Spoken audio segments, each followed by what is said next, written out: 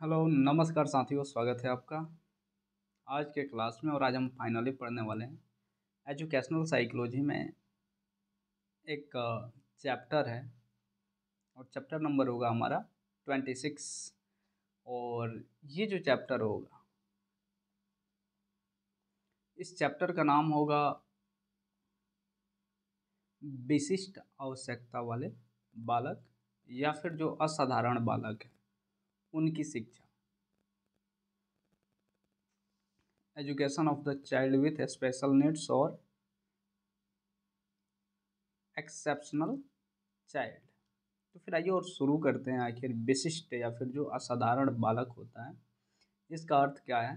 और चैप्टर बहुत बड़ा नहीं है, लेकिन उम्मीद करता हूँ कि आपको कुछ ना कुछ बेहतरीन चीज़ें यहाँ से ज़रूर मिलेगी। विशिष्ट या फिर असाधारण बालकों का तात्पर्य जो है ऐसे बालकों से है जो शारीरिक एवं मानसिक शील गुणों में सामान्य बालकों से भिन्न होते हैं। क्रो ने जो है विशिष्ट बालक की व्याख्या करते हुए उन्होंने कहा है कि अनोखी या फिर जो असाधारण शब्द का प्रयोग या उस शील गुण या फिर शील गुण वाले व्यक्ति के लिए किया जाता है जो सामान्य व्यक्ति के शील गुण से इस सीमा तक विचलित होता है कि उसके साथियों को उसकी ओर विशेष ध्यान देना पड़ता है और इससे उसके उपयोग तथा कार्य जो है वो प्रभावित होते हैं। ऐसे ही रेवर ने परिभाषा दिया है और कहा कि असाधारण बालक जैसा एक कि बाल मनोविज्ञान में प्रयुक्त है का तात्पर्य जो है अत्यधिक प्रवीण एवं प्रतिभाशाली बालकों के साथ उन बालकों से भी है जो निम्न बुद्धि या फिर जो है अन्य शिक्षण असमर्थताओं के होते हैं। तो इन जो है परिभाषाओं से कुछ जो गुण हैं वो निकल के सामने आते हैं, जिसमें पहला नंबर है कि विशिष्ट प्रकार के जो है बच्चे सामान्य बच्चों से जो है मानसिक और शारीरिक तथा दोनों शील गुणों में विचलित होते हैं। दूसरा नंबर है इसके परिणाम स्वरूप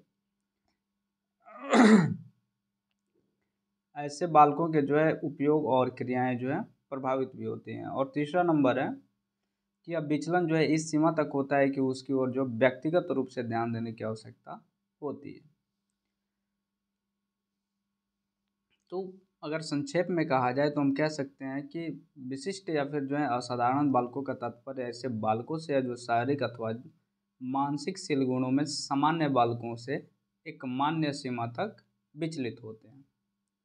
विशिष्ट या फिर जो है असामान्य बालकों के प्रकार क्या क्या हैं, आइए और इसको हम देख लेते हैं ताकि हमारे लिए थोड़ा बेहतरीन हो जाए।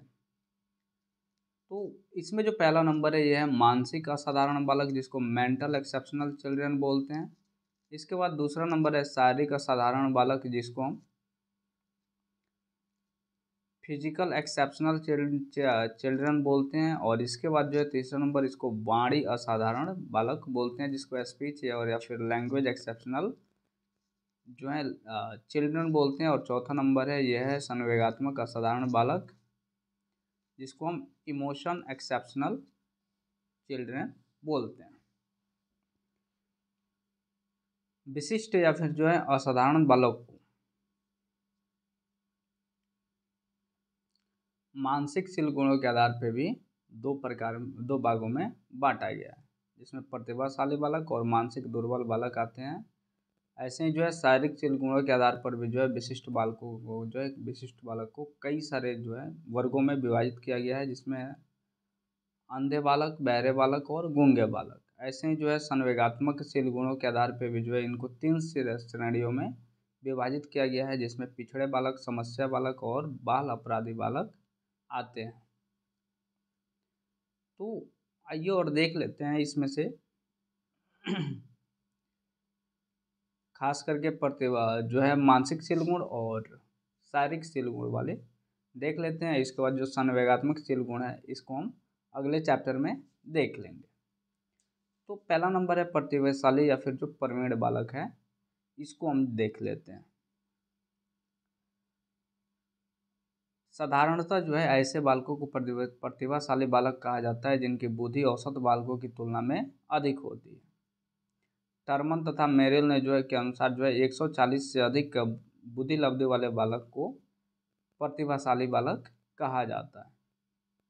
गेडार्ड के अनुसार जो है 130 या इससे अधिक बुद्धि लब्धि वाले बालक को जो है प्रतिभाशाली कहा जाता है। इसी तरह जो है हॉलिंगवर्थ ने प्रतिभाशाली बालकों की न्यूनतम सीमा 120 बुद्धि लब्धि बताई गई है, लेकिन अधिकांश जो है वो एक मनोवैज्ञानिक है वो 130 या फिर जो है 140 बुद्धि लब्धि को ही मानते हैं। आधुनिक मनोविज्ञानों के अनुसार प्रतिभाशाली शब्द न केवल मानसिक श्रेष्ठता का बोध होता है बल्कि जो है शारीरिक, सामाजिक, नैतिक तथा संवेगात्मक श्रेष्ठता का भी परिचय मिलता है। इसलिए क्लैसिक ने जो है ये अपने शब्दों में कहा है, और वो क्या कहा है कि प्रतिभाशाली शब्द का प्रयोग उस बालक के लिए किया जाता है जो अपने आयु स्तर के बालकों से किसी योग्यता में श्रेष्ठ हो और जिससे हमारे समाज के कल्याण में विशिष्ट रूप से योगदान हो सके।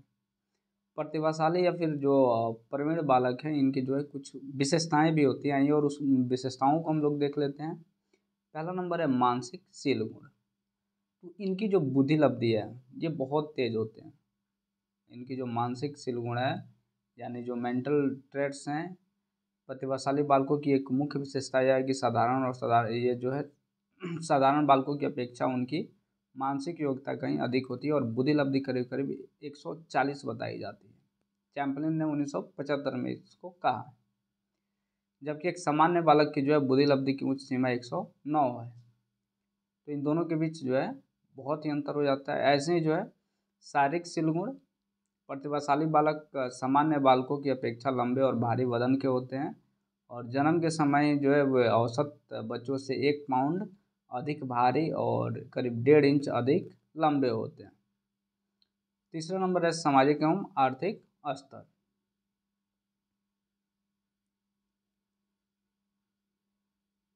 प्रतिभाशाली बालक प्रायः जो है उच्च वंश परंपरा के होते हैं, उच्च वंश परंपरा से आते हैं और उनके माता पिता औसत जनसंख्या की अपेक्षा जो है अधिक बुद्धिमान और शिक्षित होते हैं। उनका संबंध उच्च व्यवसाय या फिर पेशा से होता है। इसके विपरीत कभी कभी निम्न वंश परंपरा या फिर गरीब परिवार के बालक भी जो है प्रतिभाशाली निकलकर सामने आ जाते हैं। तो ये कहना बिल्कुल सही नहीं है कि जो तेज बच्चे होते हैं या फिर प्रतिभाशाली बच्चे होते हैं वो केवल उच्च कुल से आते हैं। इसके बाद चौथा नंबर है सामाजिक और संवेगात्मक शील गुण। प्रतिभाशाली बालक अपनी आयु के औसत बालकों से जो है अधिक सामाजिक होते हैं और दूसरे शब्दों में उनके सामाजिक तथा संवेगात्मक परिपक्वता जो है उनमें अधिक पाई जाती है। शिक्षण, खेलकूद, वाद विवाद आदि क्षेत्रों में वे श्रेष्ठ होते हैं और उनमें जो है नेतृत्व का गुण भी पाया जाता है। टर्मन के अनुसार जो है प्रतिभाशाली बालक प्रायः संवेगात्मक रूप से अपेक्षाकृत अधिक संतुलित होते हैं। उसके बाद 5वां नंबर है शिक्षण और शिक्षा। प्रतिभाशाली बालकों में जो है उस उम्र के बालकों की अपेक्षा सीखने की योग्यता अधिक होती है। वे 3 माह पहले बोलना शुरू करते हैं और 2 माह पहले चलना शुरू कर देते हैं। उनका शब्द भंडार जो है अपेक्षाकृत काफ़ी ज़्यादा होता है और लगभग 50% ऐसे बालक स्कूल में प्रवेश न पाने के पूर्व ही जो है पढ़ना सीख जाते हैं और उनकी रुचि और अमूर्त विषयों में जो है अधिक होती है। उनकी जो है अभिरुचि वो अमूर्त विषयों में थोड़ी ज़्यादा होती है और इस सब वे अपनी सूझ एवं अपने जो है पूर्व अनुभवों से जो है लाभ उठाने की कोशिश करते हैं। मात्र संकेत से वो बहुत कुछ समझ जाते हैं। इसके बाद 6ठा नंबर है प्रतिज्ञा पालन। प्रतिभाशाली बच्चों की एक विशेषता यह भी है कि वे अपने बच्चों के लक्षणों को जो है युवा अवस्था में भी कायम रखते हैं और आयु वृद्धि के साथ उनकी योग्यताओं में ह्रास की कमी नहीं होती है बल्कि एक खास अनुपात में बढ़ती रहती है। टर्मन ने जो है कैलिफोर्निया विश्वविद्यालय के छात्रों एवं छात्राओं के अध्ययन कर यह निष्कर्ष प्राप्त किया कि प्रतिभाशाली बालकों तथा समान आयु के औसत बालकों की योग्यता का अनुपात युवा अवस्था में भी लगभग समान ही रहता है। इसी तरह जो है एल ए एवरिल ने जो है प्रतिभाशाली बालकों की जो है कुछ विशेषताओं की चर्चा की है, जिसमें पहला नंबर है मानसिक क्रियाओं में शीघ्रता, दूसरा नंबर है अमूर्त विषयों की ओर झुकाव, तीसरा नंबर है उच्च एवं विकसित शब्द भंडार, चौथा नंबर है उच्च सामान्य ज्ञान, पांचवा नंबर है उज्ज्वल सूझ का आकस्मिक परिचय, छठा नंबर है अवकाश में निरस्ता का अनुभव, सातवां नंबर है बुद्धि परीक्षण पर उच्च प्राप्तांक और आठवां नंबर है उदासीनता की बदलती हुई चित्तवृत्ति। हिल महोदय ने जो है प्रतिभाशाली बालकों पर प्रयोगात्मक अध्ययन किया और अपने अध्ययनों के आधार पर निम्नलिखित विशेषताओं का उल्लेख किया, जिसमें जो है एकाग्रता की अत्यधिक क्षमता, मौलिकता और सामान्यीकरण की जो अधिक क्षमता, अमूर्त विषयों में अभिरुचि, और अल्प प्रतिक्रिया काल, यानी काफ़ी कम समय जो है रिएक्शन टाइम होता है, और सामान्य समीकरण के विषयों को जो है समझने की जो है अत्यधिक योग्यता इनमें होती है। इसके बाद आता है प्रतिभाशाली या फिर प्रवीण बालकों की जो है शिक्षा और उनका समायोजन।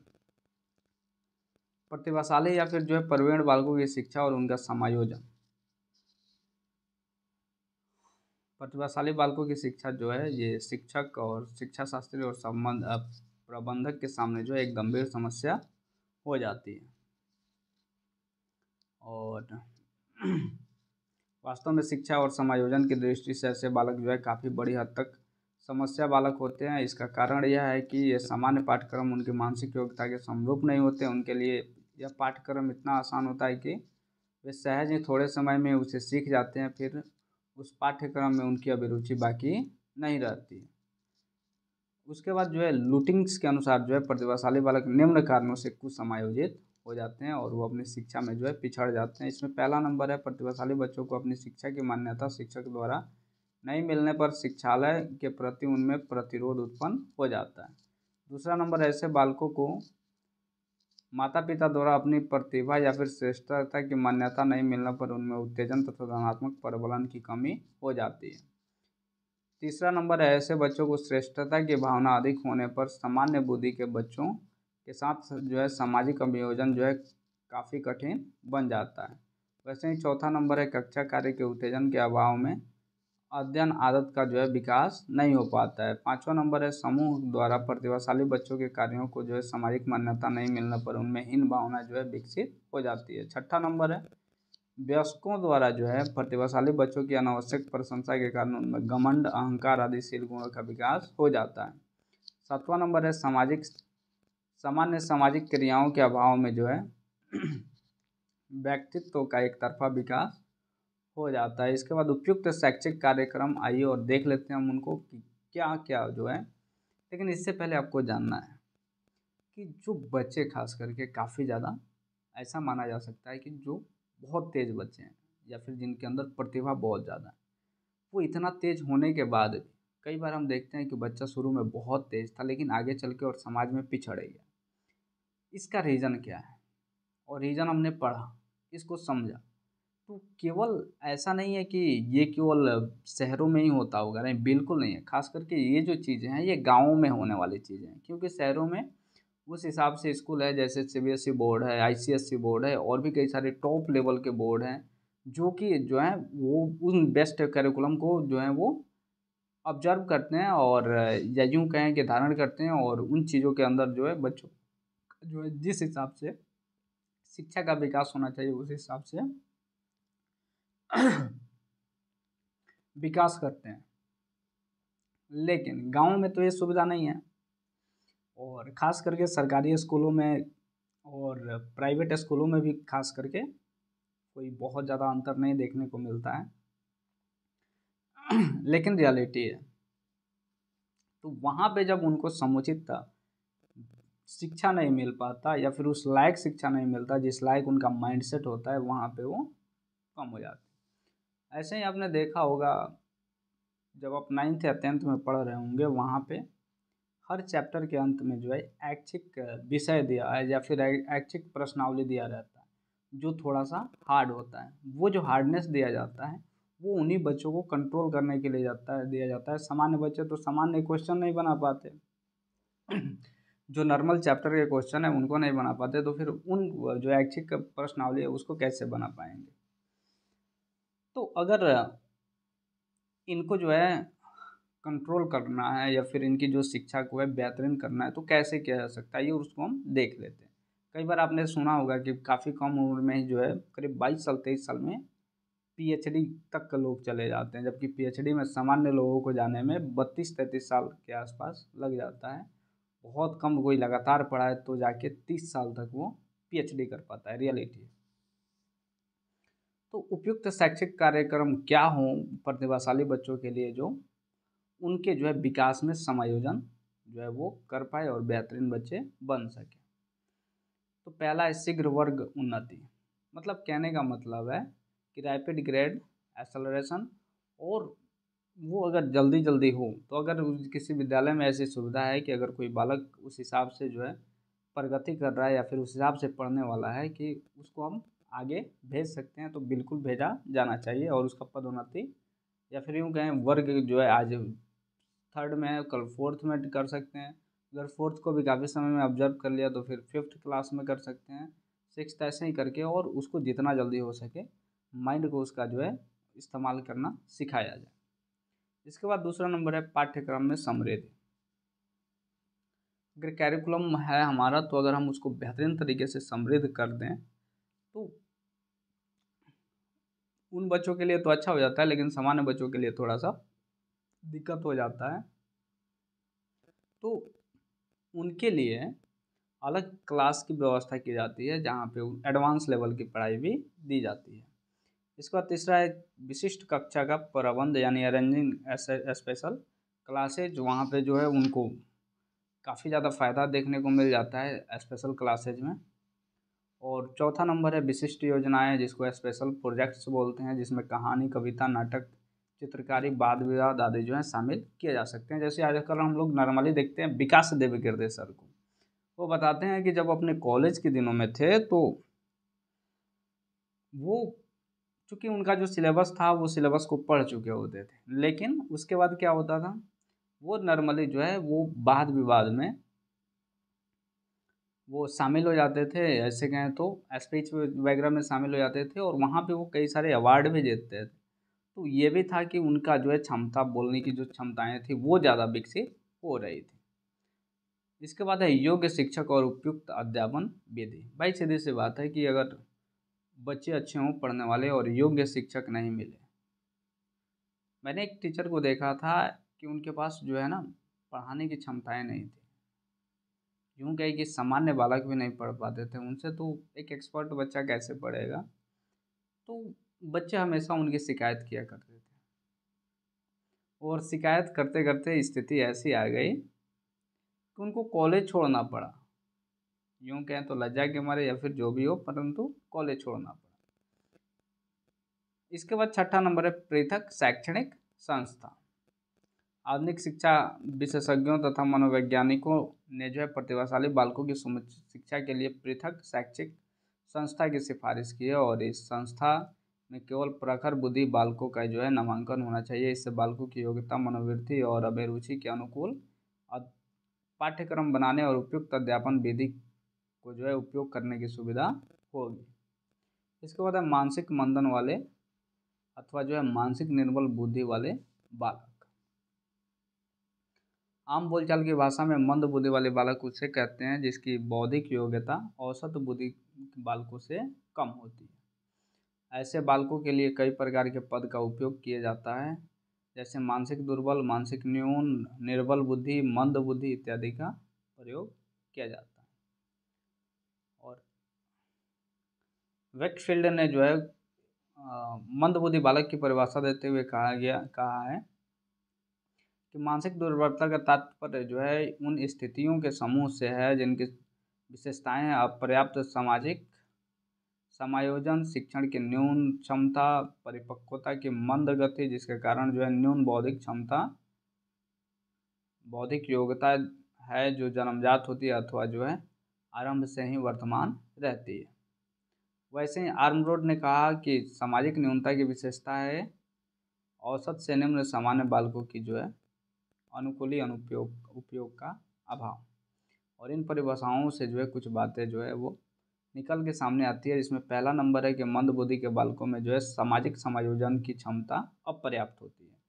दूसरा नंबर है सीखने की क्षमता न्यून होती है। तीसरा नंबर है परिपक्वता की गति मंद होती है। और चौथा नंबर है औसत बालकों की तुलना में बुद्धि की कम मात्रा जो है कम होती है, जो जन्म अथवा जो है प्रारंभिक अवस्था में ही पाई जाती है। पाँचवा नंबर है कभी तो सभी लक्षण अलग अलग और कभी कभी एक साथ देखे जाते हैं। हेलिंगवर्थ ने जो अपनी परिभाषा में कहा कि मंद बुद्धि व्यक्ति वह है जिसकी जो है बुद्धि लब्धि मूलतः 70 या फिर इससे कम होती है, जो बुद्धि की दृष्टि से न्यूनतम 2% व्यक्तियों में होता है। तो मंद बुद्धि बालक वह है जिसकी जो बुद्धि लब्धि वो 70 से कम होती है या फिर 90 से कम होती है, ऐसा हम मान सकते हैं। मानसिक दुर्बल या फिर मंद बुद्धि बालकों के जो हैं लक्षण क्या हैं और उनकी जो विशेषताएं हैं क्या है, आइए और उसको हम देख लेते हैं।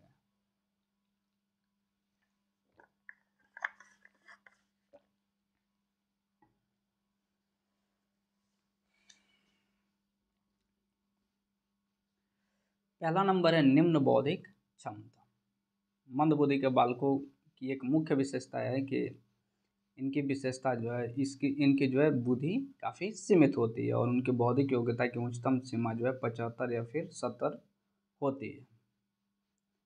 और इन्हें जो है 3 श्रेणी में विभाजित करके देखा जाए तो 50 से 75 वाले जो बुद्धि लब्धि वाले जो बालक हैं ये मूर्ख होते हैं और 26 से 49 बुद्धि लब्धि वाले बालक मूढ़ होते हैं और 25 से कम वाले जो बालक हैं ये जड़ होते हैं और ये कभी कुछ सीख नहीं सकते हैं।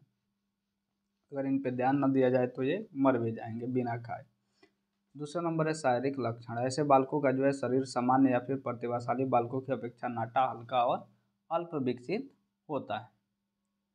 उनका जो है सामान्य स्वास्थ्य भी कमजोर रहता है। और तीसरा नंबर है निम्न सामाजिक आर्थिक अवस्था। मंद बुद्धि के बालकों का संबंध प्रायः निम्न वंश परंपरा में रहता है और औसत लोगों की अपेक्षा उनके माता पिता कम शिक्षित होते हैं तथा उनकी बौद्धिक क्षमता भी कम होती है और उनके परिवार की आय, रहन सहन, खान पान औसत परिवार से न्यून होता है। उसके बाद चौथा नंबर है निम्न सामाजिक एवं संवेगात्मक परिपक्वता। समाजीकरण की दृष्टि से ऐसे बालक सामान्य प्रतिभाशाली बालकों से कम परिपक्व होते हैं और सामान्य एवं प्रतिभाशाली बच्चे उनके साथ खेलना या मिलना जुलना पसंद नहीं करते, इसलिए वे अपने से जो है कम आयु के बच्चों के साथ खेलते नजर आते हैं। संवेगात्मक परिपक्वता की दृष्टि से वे पिछड़ जाते हैं। उसके बाद पाँचवा नंबर है सीखना और शिक्षा में जो है कठिनाई। शिक्षा की दृष्टि से बालक बहुत पिछड़े होते हैं और 50 से 75 बुद्धि लब्धि वाले बालक जो है आसान विषयों को सीख पाते हैं और 26 से 49 वाले बालक जो है कि बुद्धि किसी मामूली चीज़ को पढ़ना लिखना सीख पाते हैं और वैसे लेकिन जो है 26 से कम बुद्धि लब्धि वाले बालक जो है बिल्कुल ही असमर्थ रहते हैं, वो कुछ भी नहीं पढ़। इसके बाद है छठा नंबर अनुकूली व्यवहार की कमी। उनके अंदर अनुकूल व्यवहार होते ही नहीं है और कुछ अन्य विशेषताएं भी हैं, आइए और उसको देख लेते हैं। पहला नंबर है देर से प्रक्रिया करना, यानी काफ़ी देर से वो रिस्पॉन्ड करते हैं किसी चीज़ के प्रति। इसके बाद दूसरा नंबर है वाचिक सीख की अपेक्षा जो है क्रियात्मक सीख की क्षमता अधिक होती है, यानी वो मेंटल से ज़्यादा जो है करके सीखने में विश्वास करते हैं। और तीसरा नंबर है किसी विषय की सत्यता को बिना तर्क वितर्क के ही मान लेना। चौथा नंबर है दूसरे के निर्देश पर चलना। पाँचवा नंबर है अमूर्त चिंतन का अभाव। छठा नंबर है वर्तमान समस्या के समाधान में अपने पूर्व अनुभवों से लाभ उठाने की क्षमता की कमी। और सातवां नंबर है आत्म मूल्यांकन, आत्मविश्वास तथा आत्मबल की कमी। आठवां नंबर है अभिरुचि का जो है सीमित होना। और नौवां नंबर है संवेगों तथा प्रेरणाओं में का जो है सीमित होना। तो मैक कॉर्निक जो है कहा है मैक कॉर्निक ने कि यदि संक्षेप में कहना चाहें तो हम कह सकते हैं कि ऐसे बालक जो है बौद्धिक, सामाजिक, शारीरिक तथा संवेगात्मक दृष्टिकोण से औसत तथा जो है प्रतिभाशाली बालकों की अपेक्षा पिछड़े होते हैं। इसके बाद है मानसिक दुर्बल या फिर मंद बुद्धि के बालकों का जो है शिक्षा और उनका समायोजन कैसे होगा इसके बारे में। तो इस तरह के एक तो ऐसे पाठ्यक्रम से कुछ लाभ नहीं। इस पहला नंबर है उपयुक्त पाठ्यक्रम। उनका समायोजन कैसे होगा भाई, उनको शिक्षा कैसे दिया जाएगा, इसी के बारे में है। तो अगर उपयुक्त पाठ्यक्रम है तो भाई सीधी सी बात है कि बालक आराम से सीख लेंगे, उनके हिसाब से स्तर को मेंटेन करना, क्योंकि जितनी उनकी क्षमता होगी उतना ही वो सीख पाएंगे, एडवांस चीज़ों को नहीं सीख पाते हैं। और दूसरा नंबर है विशिष्ट वर्ग, जिसको स्पेशल क्लासेस बोलते हैं। तो ऐसे आजकल के समय में आता है कि कमज़ोर बच्चों के लिए स्पेशल क्लास की सुविधा उपलब्ध है। तो ऐसी स्पेशल क्लासेज उनको देना पड़ता है और टीचर को भी इन बातों का ध्यान देना पड़ता है। तीसरा नंबर है उपयुक्त अध्यापन विधि। तो उचित अध्यापन विधि बहुत ही ज़्यादा जरूरी है उनके लिए, जिससे उनको समझ में आए। कई बार बच्चे जो है ना हंसते खेलते समझ पाते हैं, और कई बार कुछ बच्चे होते हैं जो सीरियस हो गए समझते हैं, तो दोनों में अंतर है। तो धीरे धीरे अगर उचित शिक्षा मॉडल के साथ उनको पढ़ाया जाए तो वो काफ़ी ज़्यादा उनके अंदर बदलाव आ भी सकता है। इसके बाद चौथा नंबर है पाठ्येतर क्रिया, यानी मंदबुद्धि के बालकों के शिक्षा कार्यक्रम में मनोरंजन की व्यवस्था जरूरी होती है, और इसमें जो है किस्सा, कहानी और नाटक लय युक्त आदि जो है क्रियाओं का प्रबंधन होना चाहिए, और वो उनके सारे सीख सकते हैं। इसके बाद पाँचवा नंबर है चरित्र निर्माण। तो अगर चरित्र निर्माण उनको करना सीख लिए वो कैरेक्टर बनाना सीख लिए खुद का, तो वो बेहतर बन सकते हैं। छठा नंबर है विशिष्ट निवासीय स्कूल। अगर निवास की व्यवस्था उनको रहेगी उनकी, तो शिक्षक भी ध्यान दे पाते हैं और कहाँ कहाँ कमी कर रहे हैं उन चीज़ों पे वो बेहतरीन तरीके से समझ पाते हैं। इसके बाद सातवां नंबर है व्यवहार परिवर्तन, जिसको हम बिहेवियर मॉडिफिकेशन बोलते हैं। यानी अगर बिहेवियर उनका जो है व्यवहार वो अगर मॉडिफाई हो जाए, परिमार्जित हो जाए, ऐसा कहा जाता है कि बेहतरीन वो आज जो व्यवहार कर रहे हैं उससे बेहतरीन हो जाए, गाड़ियों का मॉडिफिकेशन करवाते हैं, तो आज जो है उनसे बेहतरीन वो दिखने लग जाएं, बेहतरीन की तरफ वो आगे चले जाएं, या फिर बेहतरीन सर्वश्रेष्ठ वो अपना देने लग जाएं, तो फिर वो काफ़ी बेहतरीन हो सकते हैं। इसके बाद शारीरिक विकलांग और संवेदी त्रुटि वाले बालक। विकलांग बालकों का जो तात्पर्य ऐसे बालकों से जो मानसिक न्यूनता तथा शारीरिक विकृति से ग्रस्त हों। और विकलांग दो प्रकार के होते हैं, एक मानसिक विकलांग होते हैं और दूसरे होते हैं शारीरिक विकलांग। तो मानसिक विकलांग का तात्पर्य मंद बुद्धि से वाले बालकों से है, और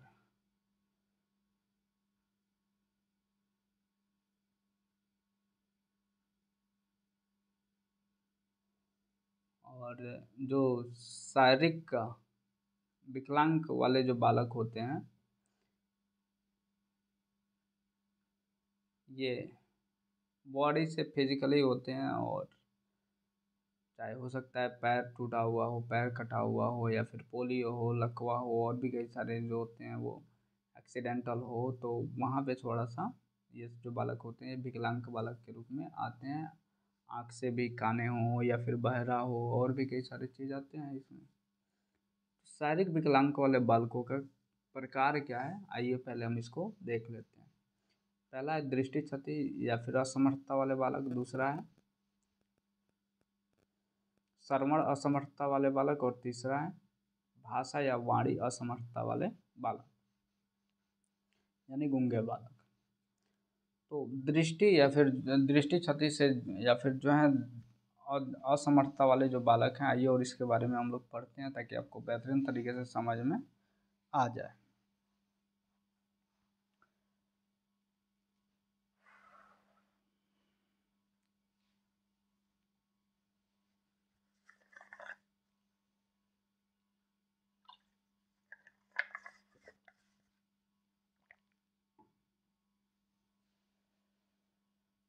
दृष्टि अथवा जो है दृष्टि असमर्थता वाले बालक का तात्पर्य ऐसे बालक से है जो संपूर्ण रूप से अंधे या फिर जो है आंशिक रूप से अंधे होते हैं।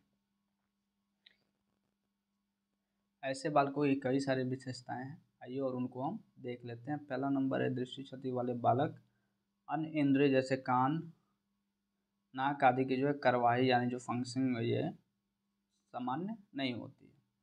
दूसरा नंबर ऐसे बालक की जो है सामान्य शिक्षण योग्यता सामान्य बालकों की के समान होती है। और तीसरा नंबर ऐसे बालकों को नक्शा फिल्म अन्य दृष्टि सामग्रियों से लाभान्वित होने का अवसर नहीं मिलता या फिर बहुत कम मिलता है। चौथा नंबर है कि दूसरों के व्यवहारों के अनुकरण करने की संभावना सीमित होती है, और ऐसे बालकों को दूसरों के साथ परस्पर क्रिया के समय शारीरिक, भाषा तथा अन्य शाब्दिक संकेतों के जो है निरीक्षण की योग्यता नहीं होती है या फिर सीमित होती है। इसके बाद छठा नंबर है कभी कभी खेल के मैदान या फिर जो है भोजन के कमरे में अव्यवस्थित परिस्थितियों में ऐसे बालक भ्रांति के शिकार बन जाते हैं, और कुछ बालक जो है पूर्ण रूप से अंधे होते हैं और कुछ बालक थोड़े कम अंधे होते हैं। तो आइए और इसके बारे में देख लेते हैं पूर्ण अंधे बालक की जो है शिक्षा और समायोजन। तो जो पूर्ण रूप से अंधा है भैया, उसके लिए ब्रेन लिपि का इस्तेमाल किया जाता है, टाइपराइटर का इस्तेमाल किया जाता है, और ब्रेल पुस्तक या ब्रेल स्लेट का इस्तेमाल करके पढ़ना लिखना लिखना सिखाया जाता है। और अंधे बालकों की जो है शिक्षा के लिए जो ब्रेल की यह बहुत बड़ी देन है, और इस पद्धति के द्वारा जो है विदेश और स्वदेश में अंधे बालकों को शिक्षित किया जाता है। और इसके बाद जो है विद्युत पद्धति। आधुनिक शिक्षा विशेषज्ञों ने जो है अंधे बालकों की शिक्षा के लिए विद्युत पद्धति का आविष्कार किया है। इसमें एक विद्युत पेंसिल होती है जिसकी सहायता से बालक ब्रेल पुस्तक को पढ़ पाते हैं, और पेंसिल की नोकीली रेखाओं पर घुमाने से जो है विशेष अक्षर की आवाज़ पैदा होती है। आवश्यकता होने पर बालकों के कान में ईयरफोन लगा दिया जाता है ताकि वे आवाज़ को ठीक ठीक सुन और समझ सकेंगे। और इस पद्धति से जो है अंधे बालकों की शिक्षा को काफ़ी एक बड़ी हद तक जो है सहज बनाया जाता है। इसके बाद तीसरा है विशिष्ट कार्यक्रम यानी स्पेशल कैरिकुलम। तो उनके लिए स्पेशल कैरिकुलम बनाया जाता है। और चौथा नंबर है विशिष्ट आवासीय स्कूल। तो विशिष्ट आवासीय स्कूल अगर रखा जाएगा तो वहाँ पे टीचर खास करके वो देखते हैं और उनको बेहतरीन तरीके से सिखाते भी हैं। इसके बाद है आंशिक अंधे बालकों की शिक्षा और समायोजन। तो आंशिक अंधे बालकों का जो है शिक्षा और समायोजन से तात्पर्य जो है इसमें संरक्षण कक्षा यानी जो है कंजर्वेशन किया जाता है, और जो बालक जो है किसी प्रकार के दृष्टिकोण से पीड़ित हो उनके लिए एक विशिष्ट कक्षा का प्रबंध होना चाहिए। कक्षा में रोशनी का पूर्ण और उचित प्रारंभ हो, और कमरे में न चमकने वाला जो है ये टेबल बेंच कुर्सी आदि का प्रबंध हो। इस प्रकार जो है कांच चौक बोर्ड का रंग जो है भूरा होना चाहिए, ब्लैक या फिर वाइट नहीं होना चाहिए। दूसरा नंबर है विशिष्ट अध्यापन सामग्री उनको दिया जाता है। और तीसरा नंबर है प्रौद्योगिकी सहायता, यानी कई बार ईयरफोन या फिर कंप्यूटर वगैरह का जो है इस्तेमाल करके उनको पढ़ना सिखाया जाता है। इसके बाद है कुछ कंप्यूटर हैं जो दबाने पर बोलने लग जाते हैं और उत्तर भी जो है प्रदर्शित हो जाते हैं। चौथा नंबर है सामान्य बालकों के साथ जो है आवृत्तिकरण, यानी संरक्षण कक्षा में पढ़ लेने के बाद ऐसे बालकों को सामान्य दृष्टि वाले बालकों के साथ रखा जाए तथा पढ़ाए गए विषयों को दोहराने के लिए कहा जाए। लेकिन यहाँ शिक्षक को बहुत ही सावधान रहना पड़ेगा ताकि वे आवश्यकता पड़ने पर उनके दृष्टि संवेदी जो है सहायता दे सकें। इसके बाद श्रवण असमर्थता वाले बालक की जो है शिक्षा और समायोजन। तो बहरापन की जो गणना यह संवेदी क्षति के अंतर्गत की जाती है, और श्रवण क्षति जो है कान के कुकार्य अथवा ऐसे स्नायु से संबंध है जो सामान्य मानव वाणी के बरम्बरता प्रकार के जो अंतर्गत ध्वनि के प्रत्यक्षीकरण के साथ हस्तक्षेप करते हैं। इसके जो है कुछ सामान्य विशेषताएं हैं।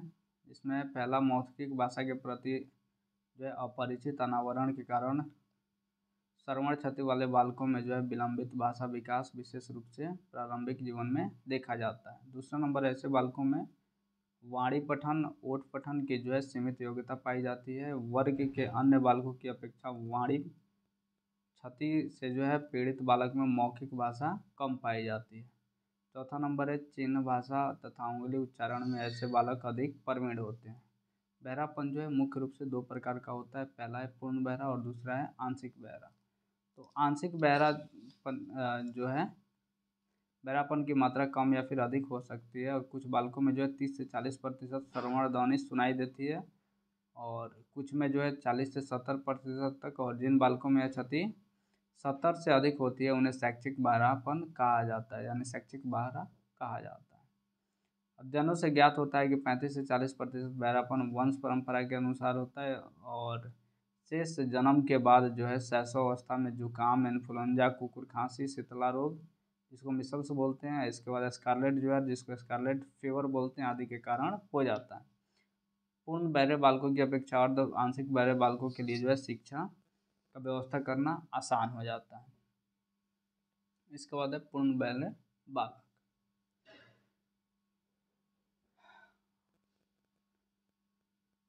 पूर्ण बहरे बालक के लिए जो है शिक्षा ये कैसे होगा, तो आइए देख लेते हैं।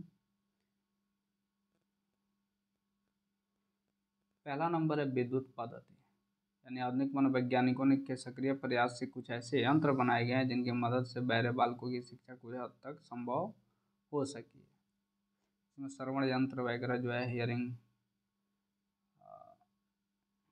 इंस्ट्रूमेंट वगैरह का इस्तेमाल करके सिखाया जाता है। इसे कई सारी फिल्मों में हम देख चुके हैं और रियलिटी में भी देखने को मिल जाता है। इसके बाद राजकीय आवासीय स्कूल, बहरे बालकों की जो है सबसे बड़ी समस्या उनकी भाषा की जो है बहुत ही सीमित होती है और इसके कारण जो है बच्चों भाषा को सुनकर ही सीखते हैं, लेकिन बहरापन के कारण वो शब्दों को नहीं सुन पाते, जिसके चलते जो है शब्दों को सीखने में असमर्थ होते हैं। इसके बाद तीसरा नंबर है विशिष्ट कार्यक्रम। यह एक वास्तविकता है कि जिन बालकों में बोलने और सुनने की क्षमता नहीं होती उनमें दूसरी अन्य क्षमताएं अपेक्षाकृत जो है अधिक तीव्र होती है और उनमें एकाग्रता की क्षमता अधिक होती है। अतः ऐसे बालकों के लिए इस प्रकार विषय चुने जाएं जिनके बोलने एवं सुनने की आवश्यकता कम पड़े। इसके बाद है दूसरा नंबर आंशिक जो है गहरे बहरे बालक, और प्रौद्योगिकी जो है सहायता से जो है हम इसमें जो है उनको सिखा सकते हैं, हेडफोन वगैरह का इस्तेमाल करवा के, और आसानी से उनको सिखाया जा सकता है।